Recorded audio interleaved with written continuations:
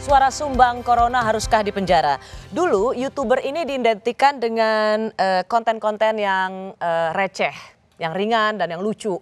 Kini tengah pandemi semua orang jadi YouTuber dan mewawancarai banyak orang terkait corona. Dan wawancara itu banyak ditonton dan didengar meskipun isinya bisa dianggap menyesatkan. Saya sebelum ke Prof. Henry dulu, saya mau ketanya boleh ke Mbak Uni atau Bung Arief gitu. Apakah ini sebenarnya refleksi dari orang itu capek ngelihat media arus utama sehingga ngelihat aja yang di YouTube itu yang tadinya receh, tapi sekarang udah deh lihat siapapun bisa bikin konten wawancara tentang corona yang mulai dari termogan yang nggak boleh di kepala, lalu yang tadi bilang profesor ternyata bukan profesor dan macam-macam. Ini bisa nggak dianggap bahwa publik tuh agak lelah melihat pemberitaan media mainstream sehingga larinya ke YouTuber dengan seluruh wawancara corona yang saat ini sedang menjadi kontroversi? Saya kira saya mau luruskan sedikit bahwa di dalam platform YouTube itu ada juga platform konten-konten yang bagus ya, media-media arus utama, Kompas TV dan sebagainya tentu juga punya channel di YouTube gitu. Jadi kita nggak bisa generalisasi bahwa di YouTube itu pasti buruk. Tapi saya tahu yang dimaksud Rosi adalah bukan itu. Tapi sejumlah orang mungkin influencer atau orang-orang yang punya pengaruh dan terkenal yang membuat konten sendiri begitu. Nah, kalau ini memang tergantung balik lagi kepada kecerdasan atau literasi publik gitu. Apakah dia mau menerima itu mentah-mentah, menelan itu, dia mencerna begitu. Jadi kalau sekarang orang banyak menonton, saya kira itu menurut saya sih wajar-wajar saja untuk mereka menyerap informasi. Tapi dan biarin aja gitu ya, Bung Arief ya. Saya kira iya. Biarin aja, dia akan dipersoalkan ketika memberikan fakta-fakta yang buruk dan itu akibatnya adalah pada ketidakpercayaan orang pada dia gitu. Jadi saya kira nggak usah terlalu serius juga ngeliatin yang begini gitu. Seperti juga tapi soalnya gini, saya membaca tweetnya Mbak Uni kalau nggak salah ya, gara-gara ada termogan yang jangan di kepala jadi di tangan aja gitu, dan kemudian gugus tugas COVID juga bilang enggak, itu nggak apa-apa, tapi instansi pemerintah ada yang dengerin itu kayaknya, jadi nggak mau juga jadinya di tangan. Kayaknya saya nggak pernah nge-tweet itu deh. Enggak ya? Bagus sekali gitu. Enggak pernah nge-tweet itu. Ya, jadi biarin aja publik melihat apa yang ada di konten di YouTube dan biarkan literasi digital gitu ya, biarkan literasi publik. Yang menarik di media sosial ini, Rosi termasuk di YouTube adalah selalu terjadi wisdom of crowd. Kalau ada yang ngaco-ngaco, itu pasti akan ada orang-orang yang akan memberikan informasi yang benar. Selalu prosesnya itu seperti itu ya. Tetapi memang bukan berarti bahwa saya tidak mendukung dilakukannya literasi digital ya, yang menurut saya kita masih jauh dari cukup. Ya. Karena juga nggak masuk dalam kurikulum. Tapi terjadi wisdom of crowd itu selalu terjadi. Ada yang ngomong kayak gini, ada yang memberikan informasi pembanding. Seperti itu selalu terjadi. Oke, soal pencemaran nama. Saya nambahin sedikit saja, Rosi. Ya oke, sebentar Bung Arief, saya ke Prof. Henry dulu.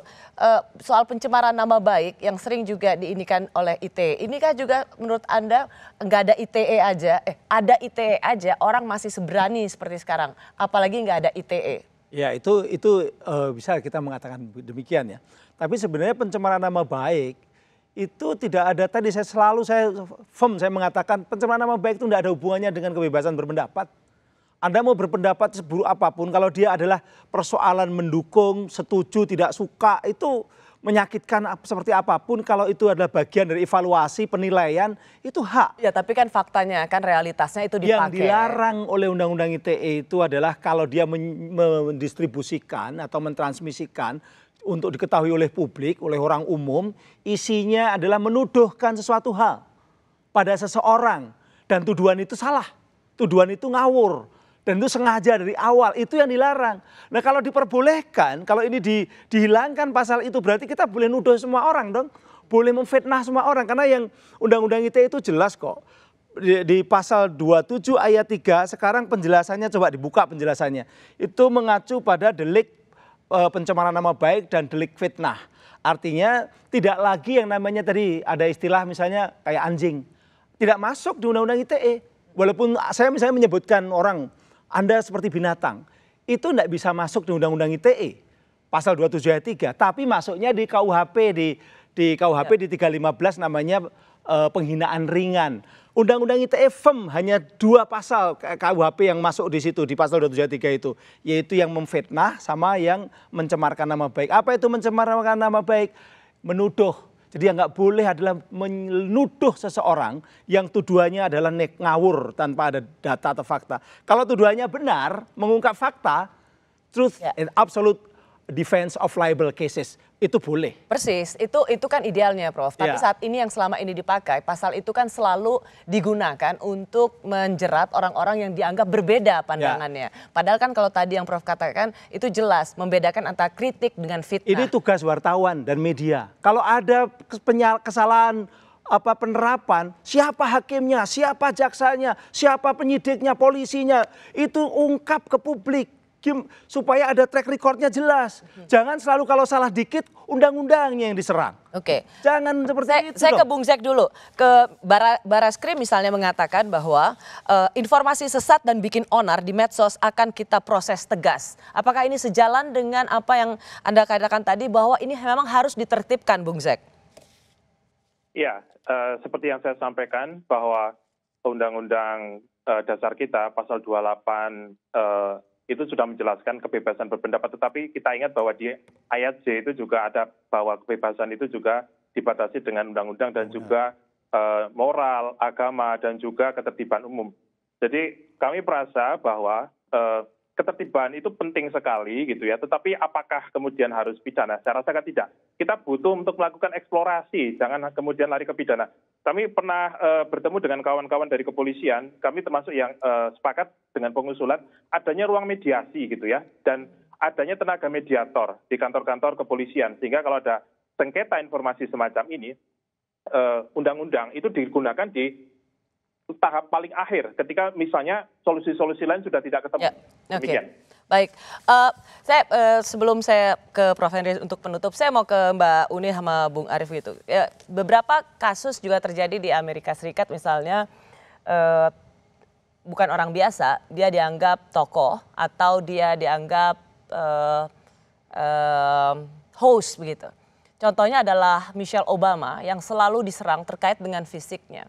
Ia pernah dikatakan oleh seorang mayor di kota kecil dan juga seorang aktivis LSM bahwa Michelle Obama itu seperti monyet yang menggunakan hak tinggi.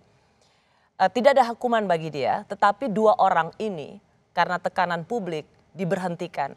Begitu juga ada seorang host yang membawakan acara yang mengatakan bahwa Michelle Obama itu wajahnya seperti pemeran Apes itu film. Tapi intinya dia dianggap sebagai Planet of Apes. Intinya menyerang secara fisik. Host itu diberhentikan dan tidak diizinkan lagi untuk membawakan acara. Artinya di sini adalah tidak ada proses hukum bagi orang-orang ini. Tapi ada sanksi sosial bagi orang-orang yang mengkritik dan menistakan martabat seseorang. Atau merendahkan martabat seseorang. Bagaimana Mbak Uni atau Arief dulu? Ya itu yang harusnya terjadi sanksi sosial aja, tidak perlu pakai hukum.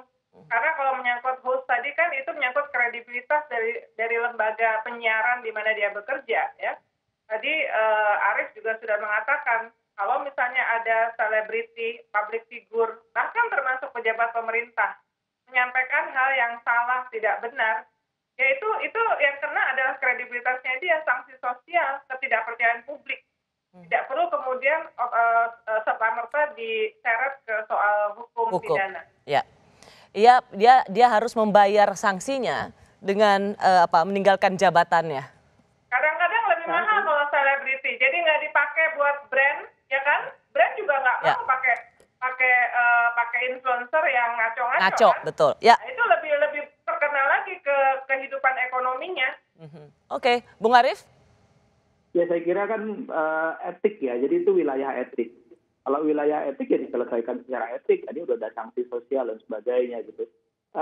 Jadi saya kira apa yang dikatakan Profesor tadi itu ideal sekali, karena yang dia bisa kena itu bukan hate speech, tapi hate spin gitu. Jadi kalau misalnya dalam sebuah debat saya mengatakan Anda berdebat seperti badut, itu tidak bisa kena hate speech menurut saya. karena longgar sekali gitu loh.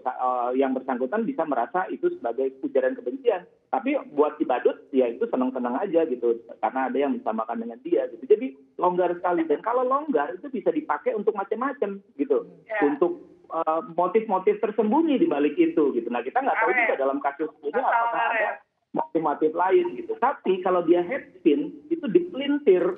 Jadi ada satu fakta yang dipelintir dan kemudian itu dipakai sebagai alat untuk menyerang begitu. Nah, terakhir Rosi, saya mau katakan kalau misalnya ini kasus Jering dilanjutkan, pertanyaan saya adalah apakah kampanye-kampanye ala Jering, kampanye-kampanye yang mengutip pembicaraan di dalam sosial media yang COVID diot itu akan berkurang? Enggak tuh. Jadi yang berpendapat bahwa COVID ini konspirasi internasional menguntungkan sebagian orang saja itu tidak berkurang begitu. Jadi tidak efektif sebetulnya upaya-upaya pemidanaan terhadap orang seperti Jering. Ditertawakan saja gitu karena ini kan sebetulnya kan jauh dari sains dan ilmu pengetahuan. Ya, Anda ingin mengatakan opini-opini menyesatkan atau menggelikan seperti ini juga jangan justru dibesarkan karena hanya membuat dia menjadi besar. Exactly, betul. Jangan dikasih panggung bagi orang-orang yang sebenarnya hanya memberikan omong kosong. Oke, terakhir Prof. Henry. Ya. Tadi yang di belakang, jangan hate speech itu kemudian bisa diterjemahkan menjadi hate speech. Sebenarnya ujaran kebencian itu jadi ya udah di-spin aja, jadi seolah-olah itu kebencian. Sebenarnya makanya betul, memang yang disebut hate speech itu sebenarnya bukan saya benci Rossi lalu saya ditahan, tidak. Saya nggak suka sama si A lalu saya ditahan atau tidak. Saya benci sekali sama si A lalu saya ditahan. Bukan begitu. Tapi yang disebut pasal 28 ayat 2 yang ini dengan sengaja setiap orang dengan sengaja dan tanpa hak menyebarkan informasi yang ditujukan untuk menimbulkan rasa kebencian dan permusuhan individu. Itu mengajak orang mensiarkan untuk membenci Rossi atau memusuhi Rossi karena perbedaan suku, agama, ras antar golongan. Itu baru kena. Gitu loh. Jadi kalau hanya sekedar I hate you nggak bisa kena. Kamu saya Rossi seperti kalau seperti itu, kalau seperti mengatakan dengan nama seperti hewan tertentu nggak bisa. Henry Profesor Goblok misalnya begitu. Saya nggak bisa mengenakan undang-undang ITE. Tapi yang kena itu bisa saja pakai KUHP. KUHP-nya memang masih ada di pasal 315, tapi hanya 4 bulan 2 minggu maksimal. Itu yang sekarang sering digunakan, tidak hanya KUHP tapi ITE ini. Yang saya tahu idealnya, ini yang selalu jadi perdebatan. Idealnya seperti itu, tapi kan penerapannya tidak seperti itu. Kalau ada penerapan yang salah, jangan selalu undang-undangnya yang disalahkan. Tapi tolong teman-teman wartawan itu coba diinterogasi siapa pelaku-pelaku penerapan yang salah. Saksi ahlinya siapa? Kalau ahlinya saya masih salah, nah itu gimana ngomongnya waktu itu di pengadilan? Siapa yang namanya jaksanya siapa? Itu harus diungkap. Jadi supaya menjadi juga mereka supaya tahu membedakan siapa yang memahami undang-undang ITE ini dan penerapan siapa yang ngawur. Karena Indonesia ini sangat luas, gitu loh. Sangat luas sekali. Jadi bukan undang-undang yang disalahkan, tapi penerapannya. Baik, terima kasih Prof. Henry Subiakto, Guru Besar FISIP Universitas Airlangga yang termasuk menyusun undang-undang pengajar hukum media saya di UNER. Dan juga Bung Arief Zulkifli, Direktur Pemberitaan Tempo Group, Mbak Uni Lubis, pemimpin redaksi IDN Times, dan Septiaji Eko Nugroho, Ketua Mafindo. Selamat malam Bapak-Bapak dan Ibu, terima kasih sudah di Rossi malam hari ini. Terima kasih.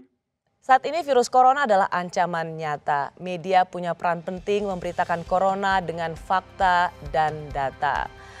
Kita semua memang sedang diuji. Bagaimana melihat begitu banyak orang di panggung-panggung terbuka menyatakan sesuatu berdasarkan kapasitasnya dan keilmuannya atau mereka yang hanya sekedar omong kosong. Memang jika ada informasi yang sumbang atau berbeda, dia tidak harus dihukum. Tapi kita juga penting untuk melihat siapa bicara apa dan apa sesungguhnya kapasitas mereka. Supaya publik bisa menilai seberapa layak informasi itu bisa dipercaya. Untuk itu tetaplah di Kompas TV, independen, terpercaya. Disiplin menggunakan